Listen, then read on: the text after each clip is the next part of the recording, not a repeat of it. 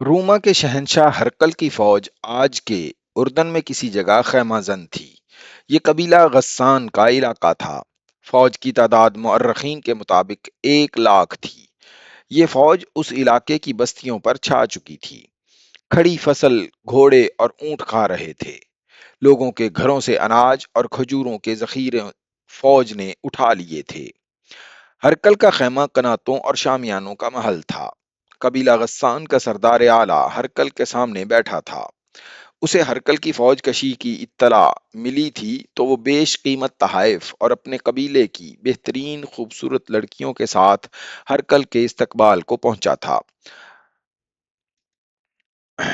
और तुमने बताया है कि मदीने से मोहम्मद ने तुम्हें पैगाम भेजा था कि तुम्हारा कबीला उसका मजहब कबूल कर ले। हरकल ने कहा, मैंने ये भी बताया है कि मेरे एक सरदार शर्जील बिन अमर ने मदीने के एलची को मुझ तक नहीं पहुंचने दिया। गस्सान के सरदार आला ने कहा, उसे मौता में कत्ल कर दिया था। क्या मदीने वालों में इतनी ताकत और जुर्रत है कि वो अपने एलची के कत्ल का इंतकाम लेने आए? हरकल ने पूछा। उनकी ताकत कम है और जुर्रत बहुत ज्यादा, सरदार आला ने कहा। उन लोगों में मोहम्मद का जादू सवार है। उन लोगों पर मोहम्मद का जादू सवार है। पहले पहल मुझे उनके मुतल्लिक इत्तलाएं मिली तो मैंने उन्हें कोई अहमियत न दी, मगर उन्होंने हर मैदान में फतह पाई है और हर मैदान में उनकी तादाद बहुत थोड़ी थी। मैंने सुना है कि मोहम्मद और उसके सालारों की जंगी चालों के सामने कोई ठहर नहीं सकता। उसने मुझे अपने मजहब का जो पैगाम भेजा था उससे पता चलता है कि वो अपने आप को बहुत ताकतवर समझने लगा है। तुम क्या चाहते हो? हरकल ने शराब का प्याला हलक में उंडेलते हुए पूछा। बात साफ कह दूं तो मेरे लिए भी अच्छा है और आपके लिए भी, सरदार आला ने कहा। मैंने आपकी फौज देख ली है। मेरा कबीला कोई छोटा कबीला नहीं। अगर ज्यादा नहीं तो आप जितनी फौज मेरे पास भी है। आप अपने मुल्क से दूर हैं। अगर हम लड़ेंगे तो मैं अपनी जमीन पर लड़ूंगा, जहां का बच्चा बच्चा आपका दुश्मन होगा। क्या तुम मुझे धमकी दे रहे हो? हरकल ने मुस्कुराकर पूछा। अगर ये धमकी है तो ये मैं अपने आप को भी दे रहा हूं, गस्सान के सरदार आला ने कहा। मैं आपको आपस की लड़ाई के नतायज बता रहा हूं, जो हम दोनों के लिए अच्छे नहीं होंगे। इसका फायदा मदीने वाले को पहुंचेगा। क्या ये बेहतर नहीं होगा कि हम दोनों मिलकर मुसलमानों को खत्म करें? मैं फतह की सूरत में आपसे कुछ नहीं मांगूंगा। मफ्तूहा इलाका आपका होगा। मैं अपने इलाके में वापस आ जाऊंगा। हम आपस में लड़कर अपनी ताकत जाया ना करें। पहले एक ऐसी ताकत को खत्म करें जो मदीने में हम दोनों के खिलाफ तैयार हो रही है। मैं तुम्हारी तजवीज को बखुशी कबूल करता हूं, शहनशाह हरकल ने कहा। फिर अपनी फौज को हुक्म दे दें कि गस्सान की बस्तियों में लूट मार बंद कर दें। दे दूंगा, अरकल ने कहा। हमें मदीने वालों के इंतजार में नहीं रहना चाहिए। हम मदीने की तरफ बढ़ेंगे। उन्हें ज्यादा इंतजार ना करना पड़ा। मदीने के 3,000 मुजाहिदीन मदीने से बहुत दूर निकल गए थे। मौता से कुछ फासले पर मआन नाम का एक मुकाम था। वहां उन्होंने पड़ाव किया। उस इलाके में, उससे आगे के इलाके में मुजाहिदीन अजनबी थे। उन्हें कुछ खबर नहीं थी कि आगे क्या है। मालूम ये करना था कि आगे दुश्मन की फौज मौजूद है या नहीं। अगर है तो कितनी है और कैसी है। ये मालूम करने के लिए 3-4 मुजाहिदीन को गरीब से शुतर सवारों के भेस में आगे भेज दिया गया। इन आदमियों ने रात आगे कहीं जाकर गुजारी और अगली शाम को वापस आए। जो खबर लाए वो अच्छी नहीं थी। वो दूर आगे चले गए थे। पहले उन्हें गस्सान के 2 कुंबे नजर आए जो नकल मकानी करके कहीं जा रहे थे। वो लोग अमीर कबीर मालूम होते थे।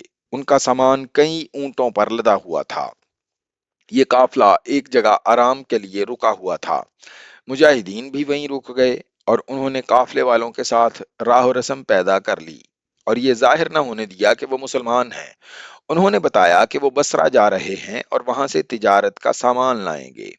यहीं से वापस चले जाओ, काफिले के आदमियों ने उन्हें बताया। रूमा के बादशाह हरकल का लश्कर लूट मार और कत्लो गारत करता चला आ रहा है। तुमसे ऊंट और मालो दौलत छीन लेंगे और हो सकता है तुम्हें कत्ल भी कर दें। پھر ہرکل کی فوج کشی کی باتیں ہوتی رہیں۔ پتا چلا کہ انہوں نے ہرکل کی فوج دیکھی نہیں، صرف سنا ہے کہ یہ فوج اردن میں داخل ہو کر لوٹ مار کر رہی ہے۔ ان کنبوں میں چونکہ عورتیں زیادہ تھیں، اس لیے انہیں بچانے کے لیے یہ لوگ بھاگ نکلے۔ مجاہدین کے لیے ضروری ہو گیا کہ وہ ہرکل کے متعلق صحیح صورتحال معلوم کریں۔ یہ بہت بڑا خطرہ تھا۔ مجاہدین اور آگے چلے گئے۔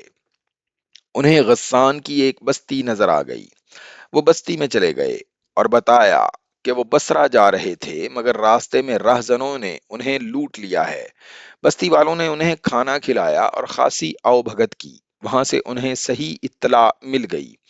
صحیح صورتحال یہ تھی کہ ہرکل اور قبیلہ غسان کے درمیان معاہدہ طے پا گیا تھا۔ قبیلہ غسان نے اپنی فوج ہرکل کی فوج میں شامل کر دی تھی اور دونوں فوجوں کا رخ مدینے کی طرف تھا۔ مؤرخوں نے ہرکل کے لشکر کی تعداد 1,00,000 اور 1,00,000 غسان کی فوج کی تعداد لکھی ہے، لیکن بعض مورخ اس سے اتفاق نہیں کرتے۔ وہ دونوں فوجوں کی مجموعی تعداد 1,00,000 بتاتے ہیں۔ بہرحال مدینے کی اسلامی فوج کی تعداد سب نے 3,000 لکھی ہے۔ اس صورتحال نے مجاہدین کے سالاروں کو پریشان کر دیا۔ حالات کا تقاضا یہ تھا کہ دشمن کی اس ہیبت ناک جنگی قوت اور اپنی قلیل تعداد کو دیکھتے ہوئے واپس آ جاتے، لیکن انہوں نے واپسی کی نہ سوچی، البتہ معان سے آگے پیش قدمی روک دی۔ اگر ہم واپس چلے گئے تو یہ ہرکل اور غسان کے لیے دعوت ہوگی کہ وہ بے دھڑک مدینے تک چلے آؤ۔ عبداللہ بن رواحہ نے کہا، ہم دشمن کو یہیں روکیں گے۔ کیا ہم اتنی تھوڑی تعداد میں اتنے بڑے لشکر کو روک سکیں گے؟ زید بن حارثہ نے پوچھا۔ کون سے میدان میں ہم تھوڑی تعداد میں نہیں تھے؟ جعفر بن ابی طالب نے کہا، اگر ہم مل کر کسی فیصلے پر نہیں پہنچ سکتے تو ہم میں سے کوئی مدینے چلا جائے اور رسول اللہ سے احکامات لے آئے۔ ہم اتنا وقت ضائع نہیں کر سکتے۔ عبداللہ نے کہا، دشمن ہمیں اتنی مہلت نہیں دے گا۔ خدا کی قسم، میں دشمن کو یہ تاثر نہیں دوں گا کہ ہم اس کے لشکر سے ڈر گئے ہیں، اور میں مدینے میں یہ کہنے کے لیے داخل نہیں ہوں گا کہ ہم پسپا ہو آئے ہیں۔ زید نے کہا، ہم جانیں قربان کر کے زندہ رہنے والوں کے لیے مثال قائم کر جائیں گے۔ یہ مت بھولو کہ غسان کی فوج میں عیسائیوں کی تعداد زیادہ ہے۔ عیسائی اپنے مذہب کی خاطر لڑیں گے۔ عبداللہ بن رواحہ اٹھ کھڑے ہوئے اور اپنے مجاہدین کو اکٹھا کر کے اتنے جوشیلے لہجے میں خطاب کیا کہ 3,000 مجاہدین کے نعرے زمین و آسمان کو ہلانے لگے۔ سپہ سالار زید بن حارثہ نے آگے کو کوچ کا حکم دے دیا۔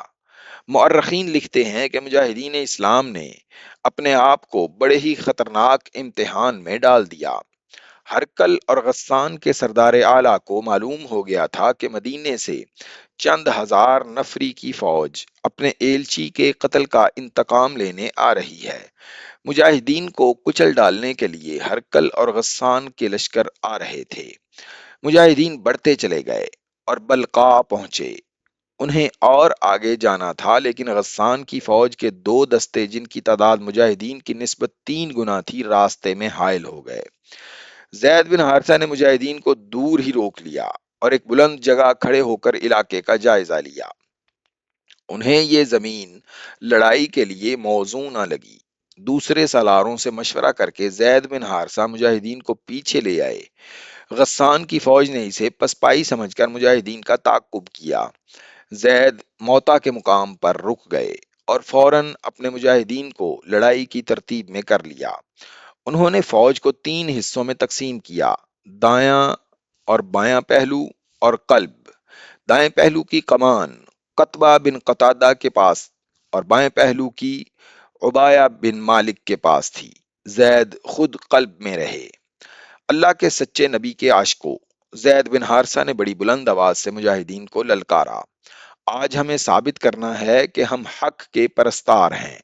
آج باطل کے نیچے سے زمین کھینچ لو، اپنے سامنے باطل کا لشکر دیکھو اور اس سے مت ڈرو۔ یہ لڑائی طاقت کی نہیں، یہ جرت، جذبے اور دماغ کی جنگ ہے۔ میں تمہارا سپہ سالار بھی ہوں اور علم بردار بھی۔ دشمن کا لشکر اتنا زیادہ ہے کہ تم اس میں گم ہو جاؤ گے، لیکن اپنے ہوش گم نہ ہونے دینا۔ ہم اکٹھے لڑیں گے اور اکٹھے مریں گے۔ زید نے علم اٹھا لیا دشمن کی طرف سے تیروں کی پہلی بوچھاڑ آئی۔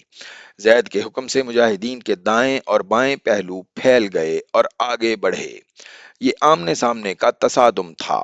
مجاہدین دائیں اور بائیں پھیلتے اور آگے کو بڑھتے چلے گئے۔ زید نے قلب کو آگے بڑھا دیا، وہ خود آگے تھے۔ یہ مارکا ایسا تھا کہ مجاہدین کا حوصلہ اور جذبہ برقرار رکھنے کے لیے سپہ سالار کا آگے ہونا ضروری تھا۔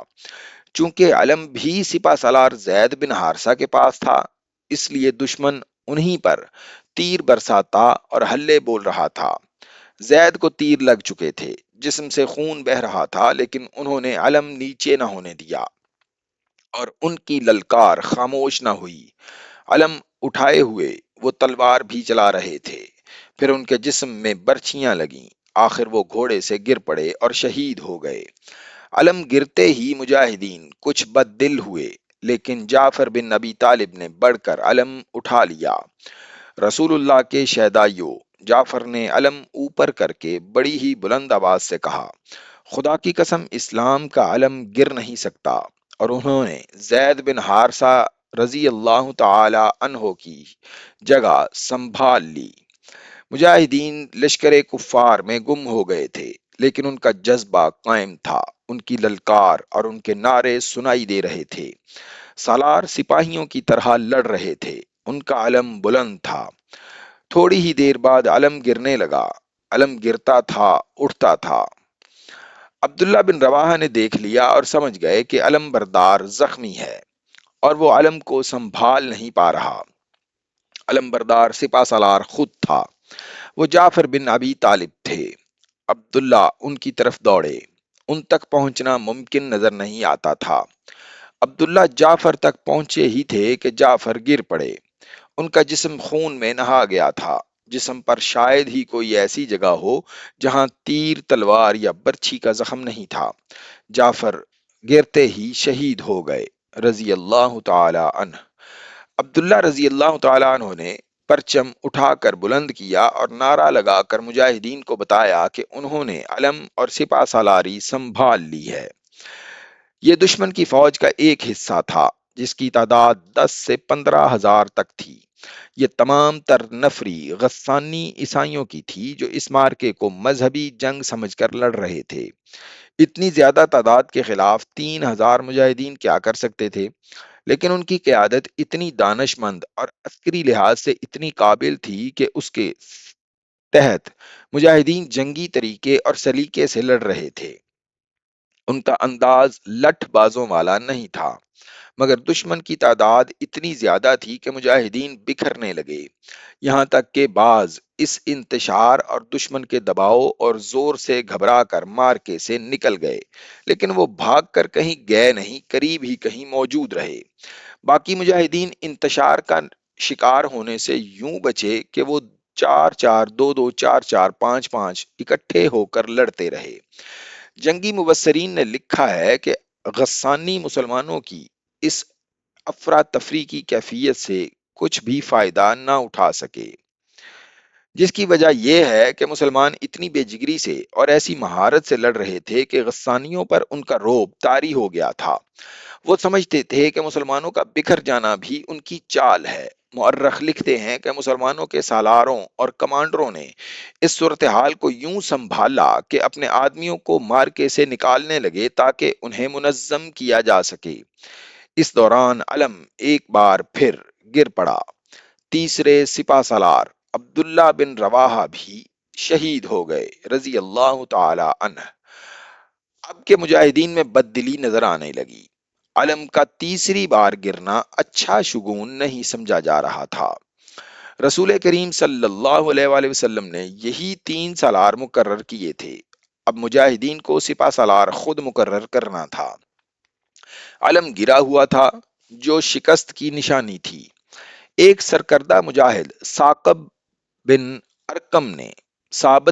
ارکم نے علم اٹھا کر بلند کیا اور نعرہ لگانے کے انداز سے کہا، اپنا سپہ سالار کسی کو بنا لو، علم کو میں بلند رکھوں گا، میں ثابت بن ارکم ہوں۔ مؤرخ ابن سعد نے لکھا ہے کہ ثابت اپنے آپ کو سپہ سالاری کے قابل نہیں سمجھتے تھے، اور وہ مجاہدین کی رائے کے بغیر سپہ سالار بننا بھی نہیں چاہتے تھے، کیونکہ نبی کریم صلی اللہ علیہ وسلم کا حکم تھا کہ 3 سالار اگر شہید ہو جائیں تو چوتھے سپہ سالار کا انتخاب مجاہدین خود کریں۔ ثابت کی نظر خالد بن ولید پر پڑی جو قریب ہی تھے، مگر خالد بن ولید کو مسلمان ہوئے ابھی 3 ہی مہینے ہوئے تھے، اس لیے انہیں اسلامی معاشرت میں ابھی کوئی اہمیت حاصل نہیں ہوئی تھی۔ ثابت بن ارکم نے عسکری خالد کے عسکری جوہر اور جذبے سے واقفیت رکھتے تھے، انہوں نے علم خالد کی طرف بڑھایا، بے شک اس رتبے کے قابل تم ہو خالد۔ نہیں، خالد نے جواب دیا، میں ابھی اس کا مستحق نہیں۔ خالد نے علم لینے سے انکار کر دیا۔ لڑائی کا زور کچھ ٹوٹ گیا تھا، ثابت نے للکار کر مجاہدین سے کہا، خالد سے کہو علم اور سپہ سالاری لے لے۔ بیشتر مجاہدین خالد کی عسکری قابلیت سے واقف تھے اور قبیلہ قریش میں ان کی حیثیت سے بھی بے خبر نہیں تھے۔